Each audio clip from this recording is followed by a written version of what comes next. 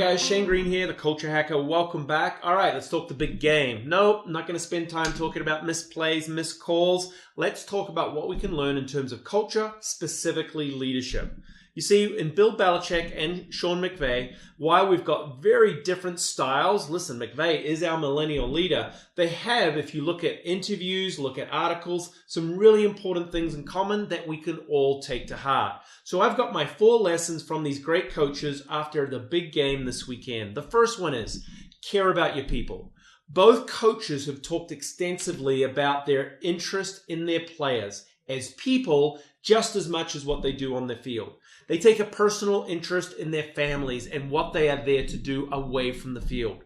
You see, the old adage, people don't care how much you know before they know how much you care, still plays a part. And as a leader, take that to heart, that this is still fundamentally probably one of the most important leadership traits and habits you need to adopt. The second thing both coaches have is they really do commit to a vision. Listen, Bill Belichick has gone out there and set it on record. He wants, and he gets his people fired up to be the greatest team of all time. That is their vision. That is their mission. That is what they are there to do. Sean McVay, which is interesting because, again, the Rams moving to LA, he was a relatively new coach a couple of years ago. He's really focused on a vision of being the greatest new team. He talks about the whole idea of outgaining and outgunning some of these more traditional sort of teams that have been around forever. He certainly plays that underdog sort of role. Both coaches, though, they put that vision and they talk about it every day with their players. They never, ever give up on making sure that they talk about what they're there to do and what they're there to achieve with their players.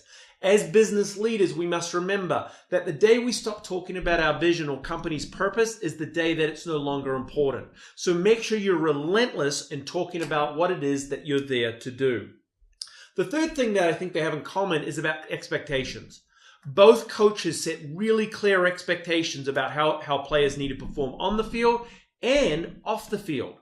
And I think that's very important, whether it's turning up on time to team meetings, whether it's how they turn up to games. All of these elements come into play, creating a very specific discipline within their teams. Listen, they recognize that you can't just flick the switch on game day. You have to create the type of culture built around consistent expectations that means you're always performing or trying to perform at your best.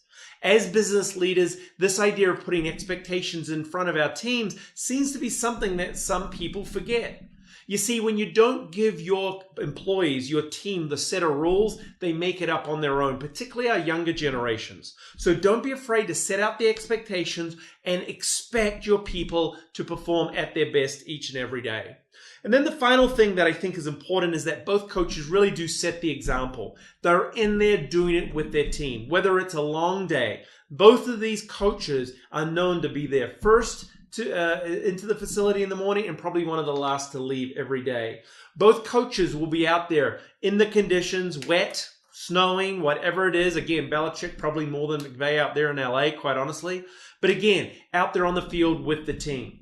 The other thing that I think is also important is that they're also making sure that they always accept responsibility for their players' actions. They're the first to kind of step up and say, it was on me.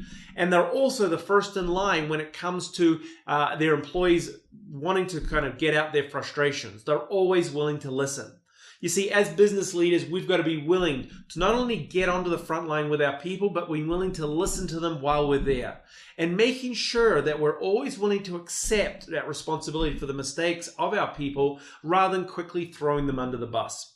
So there you have kind of 4 quick lessons from our big game coaches. Some things that I think all business leaders can take to heart. Remember, demonstrate that you care, be relentless about your vision, set the ground rules, make sure those expectations are clear, and remember, get in on the front line with your team, listen to them, and always be willing to do whatever it is that you ask of them. Thanks very much for listening. Hope you enjoyed the big game week, and we'll see you again soon. Cheers.